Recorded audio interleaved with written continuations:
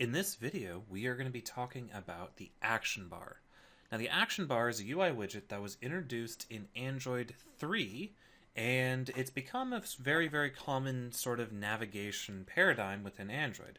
In fact, you guys have seen an example of the action bar widget probably in most every Android application you may have used. So instead of explaining what you can do with it, I just want to go ahead and show you 3 examples of the action bar in use so you can get a feel for what you use it for and what it can do. And it's really important to understand this particular UI widget because it is going to be a very recommended practice to use it in your applications in order to give you a consistent navigation look and feel. Before I show you guys the action bar, I want to point out one little thing. We are not going to be using the action bar in the actual app. I know that sounds funny to say. It's like it's this awesome thing that we should always use, but it's been superseded by something else called the toolbar in Android 5. Now, fortunately, there's a backwards compatibility library that we'll be able to use, so technically we're going to be using the toolbar. But everything that we learn about the action bar in this video and the next one will be applicable to the toolbar. So if you're looking at this video and you've already heard of the toolbar and be like, why are we learning the action bar when there's the toolbar out there? Well, the reason is everything I'm going to show you guys is going to apply not only to the action bar, but also to the toolbar. I just want to show you guys it in the action bar because it's a little bit easier to do that stuff than have to worry about a separate component. Either way, let's go ahead and take a look at exactly what the action bar is and what it can do. So the first example is I'm just going to open up the default messaging app. And in this app, we actually see an example of pretty much the simplest form of the action bar that we can get. And that is here at the top, we have an icon and a title. So we see the icon and the title and this black background. This is an action bar. Now, it might not look very action-y because there aren't any things we can do with it, but it's an action bar nonetheless. So that is an action bar, it has an icon, it has a title. If you've ever seen those two things up there, that is an action bar. But there's a lot more it can do. For example, an action bar is also a navigation paradigm. So if I go ahead and open up the new message button, or click the new message button and open the new message screen, you'll notice that the action bar has gotten a whole lot interesting.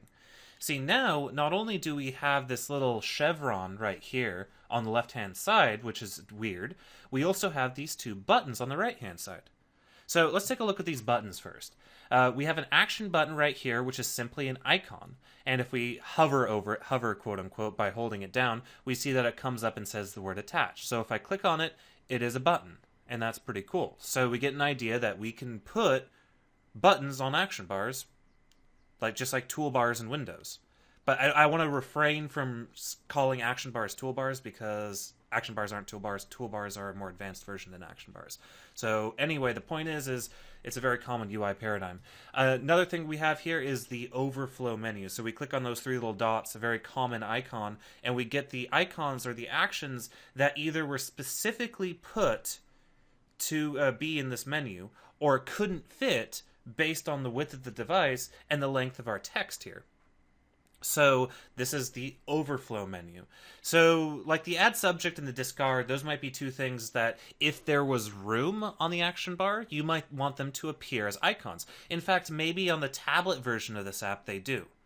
However, things like settings, for example, is typically going to be something you'll always see in the overflow menu. So this is just a sort of little design guideline for you guys. When you're designing your own action bars, you'll generally want to put not very things that aren't used very often inside the overflow, so you're not cluttering up your action bar. So basically, I like to think of it as, is this an action that doesn't really necessarily have to do with the thing that I'm working on right now? Like add subject and discard, I think would be good things to put on the action bar if there was room. Settings, it seems kind of irrelevant to the new message and sort of ancillary meta sort of concern, so we would relegate it to the overflow menu. Other things would be like help and options, which is synonymous with settings, and fun stuff like that. Anyway, so that is the overflow menu. That is a button. However, there's another interesting thing about the action bar, and that is that little chevron icon. That indicates that this action bar, this whole thing, this chevron, this icon, and this title, is a button. See, I can click, and I'm holding down right now. I'm holding down my mouse cursor so you guys can see it highlight. So you see it's a button. And generally speaking, this button is going to do one or two things. It's either going to go up or it's going to go back. Now, we'll have a discussion about navigation hierarchies later, but the basic premise... well, actually, have you guys ever used Windows Explorer? So you navigate through your folders, and you can either hit up or back. Up will take you to the parent folder, regardless of how you got into that folder. Up will take you to the parent folder, whereas back will always take you to the folder that you were in previously. So this button up here can act as an up or a back button. Either way, it is a button, and we can click on it. And in this case, it acts as a up or a back button because both concepts would do the same thing. They would bring us back to the main page here. Anyway, that is an example of a action bar, a more complicated action bar. Let's look at a slightly more interesting action bar. I'm going to go ahead and jump into the stock calendar app. So here's the calendar app, and you see up here we have an action bar, and you noticed a couple things. First of all, it's styled. It looks different. That is definitely something you can do. You can style your action bars. Second of all, we have an overflow menu and a button, just like we did before. But over here, we have this interesting control. So it's not a button. Well, it is kind of a button, but it's not like the back button with the chevron. Instead, it has this little triangle doohickey on the lower right. What that indicates is that this is a spinner. And a spinner is a UI control, like a drop-down, basically. You click on the button, and a drop-down of items appears, and you're able to select one of those items.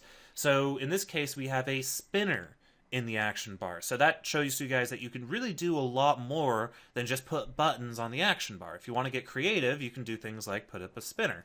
So now we can select different things, like day or week or agenda. So when we work on the app, we will be taking a look at how to put together a spinner on the action bar. We're not going to do that in the next couple videos, but when we actually go and implement the app, we will take a look at how to do this exact thing, because I think it's a really cool technique and has a lot of uses. Anyway, so that is that example of an action bar. Let's look at a much more complex example of an action bar. I'm going to go ahead and I'm going to open up the browser. And you'll notice we have an action bar up here. So what we have here is we have a button on the left, and this button allows us to get the page info, not too exciting. On the right, we have another button, one that shows all of our tabs, and also here's a second action bar, by the way. One that shows all of our tabs, and then we have our overflow menu, which is also super exciting. Not really, but anyway. But the more interesting thing about this is this guy in the middle. So if I click on this guy in the middle, it is an address bar. And when I click on it, the action bar changes. It changes to include a refresh button and an edit text, and the edit text is selected, and I can type in whatever I want. So I can say, oh, that's not even close to how you spell 3D Buzz. So I can say 3dbuzz.com, for example, and it'll go ahead and navigate to that page. And so that's an example of a more complex action bar that can do more things. And you can definitely customize them to meet whatever needs you have. Anyway, in the next video, we will take a look at some basic use cases with the action bar, how to use it, how to import it into our apps, and we also have a very interesting discussion about material theme. It'll be short, but very important. So we'll see you guys in the next video.